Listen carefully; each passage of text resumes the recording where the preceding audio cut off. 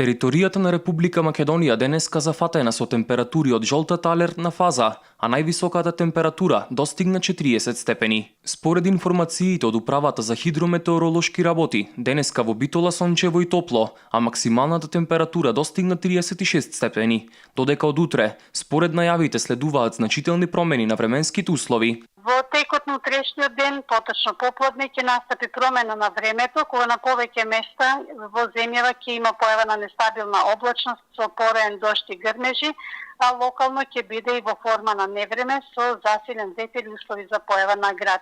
И во Битола утре ќе околу пладне ќе настапи значително на облачување, ќе има повремен пореен дожд со ретки грмежи, а температурата ќе достигне до 35 степени. Ветрот од утре нагло ќе ги намали температурите, додека во деновите од викендот се очекуваат и врнежи од дожд, како и значително пониски температури.